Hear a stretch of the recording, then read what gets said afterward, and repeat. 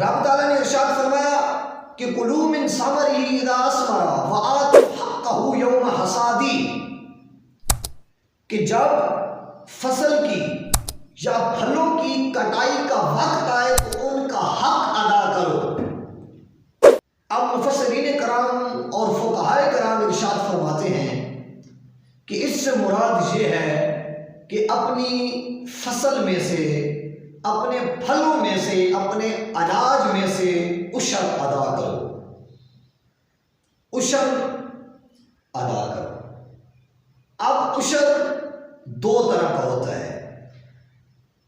एक हदीस तैयबा हजरत जाबिर बिन अब्दुल्ला रज़ियल्लाहु ताला अन्हु, इस हदीस पाक के रावी हजरत जाबिर बिन अब्दुल्ला रज़ियल्लाहु ताला अन्हु, आप रिवायत फरमाते हैं कि आका करीम सल्लल्लाहु अलैहि वसल्लम ने इरशाद फरमाया कि फीमा साततिल अनहार वल गैरुल उशूर व फीमा सुकिया बिसानियत निस्फुल वश्र, कि ऐसी जमीन जिसको आप दरिया के साथ या बारिश से सिराब करते हैं तो उस पर आप उश्र अदा करें, और ऐसी जमीन जिसको आप बिसानिया ऊंट के साथ, यानी आप उसको मुशक्कत के साथ, आज के दौर में अगर देखा जाए तो ऐसी जमीन जिसको बंदा ट्यूबवेल के साथ, या ऐसी जमीन जिसको बंदा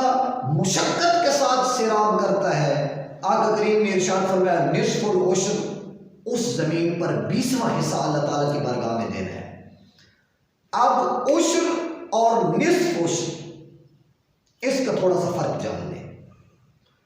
एक ऐसी जमीन कि जिसकी पैदावार का इन्हिसार बारिश के ऊपर है, या जिसकी पैदावार का इन्हिसार दरियाओं के ऊपर है, कि जिसमें इंसान बज़ाहिर मुशक्कत नहीं करता, बारिश आती है, फसल तैयार होती है, इंसान उठा, ऐसी जमीन पर अल्लाह ताला की बारगाह में उश्र अदा करना होता है। उश्र का मतलब है कि उस फसल में से 10वां हिस्सा आप अल्लाह ताला की बारगाह में दें। अगर 20 बोरियां एक बंदा फसल उठा रहा है तो उसमें से 2 बोरियां अल्लाह ताला की बारगाह में उस शख्स पर यह ज़रूरी है कि वो दे।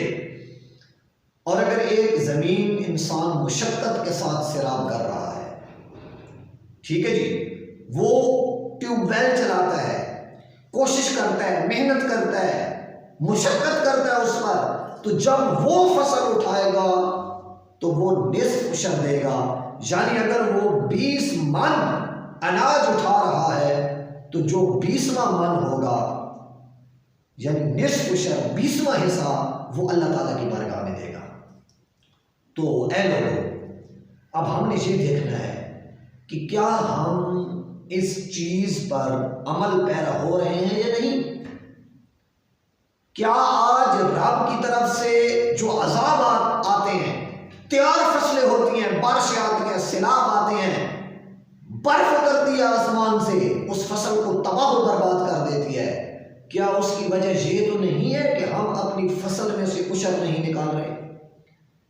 क्या हम अल्लाह ताला के अजाब को दावत तो नहीं दे रहे? सामीन, दुनिया के बाकी मामलात हम बड़े खुशअस्लूबी से सर अंजाम देते हैं, जब रब की बारगाह में देने की बारी आती है तो हमारा हाथ तंग क्यों हो जाता है? हालांकि हमें देने वाली वो रब ताला की ज़ात है। हमें रिज्क दिया, मालो मता दिया, ज़मीनें दी, अनाज दिए, औलाद दी, सब कुछ दिया। किसने दिया? साथ कोई नहीं लेके आता, अल्लाह ताला उस बंदे को अता करता है। तो जब उसकी बारगाह में देने की बारी आती है तो हमारा हाथ क्यों तंग हो जाता है? आज गरीब गरीब से गरीब तर क्यों होता जा रहा है और अमीर अमीर से अमीर तर होता जा रहा है? क्या वजह है? वजह यह है कि गरीब तक उसका हक नहीं पहुंचता, उमरा पूरी तरह से हक नहीं निकालते। आज अगर आप पूरे पाकिस्तान का सर्वे करें तो कितने उमरा मौजूद हैं? अगर हर अमीर इंसाफ के साथ ज़कात निकाले, इंसाफ के साथ उश्र निकाले, इंसाफ के साथ ज़कात निकाले, हर अमीर जिसको अल्लाह ताला ने साहिब निसाब किया है, अगर वो इंसाफ के साथ ये तमाम चीज़ें अपने दौलत से बाहर निकालता है, तो ये उम्मीद की जा सकती है कि आने वाले चंद सालों में शायद कोई बंदा गरीब न रहे। वजह क्या है? वजह यही है कि हमारा ध्यान इस तरफ से हट गया है। हम ये समझते हैं कि ये सारी चीज़ें हमारे पास हमेशा रहेंगी। और भाई, किस सोच में हम पड़े हुए हैं, कुछ साथ नहीं जाना। जब हम आए थे तो हमारे पास कुछ नहीं था, जब दुनिया से जाएंगे तब भी हमारे पास कुछ नहीं होगा। ये दुनिया एक आजमाइशगाह है, अल्लाह ताला हमें आजमाता है। लेकिन जब हम दौलत के नशे में आ जाते हैं तो हमें कुछ समझ नहीं आती कि हम कहाँ जा रहे हैं। हमने जो रास्ता चुना है, जिस रास्ते का इंतखाब किया है, वो रास्ता हमें किस तरफ लेके जा रहा है। लोगों, अगर राह रास्त से हम हट चुके हैं तो वापस आए, गुरबा तक उनका हक पहुँचाएँ, मसारिफ ज़कात तक उनका हक पहुँचाएँ।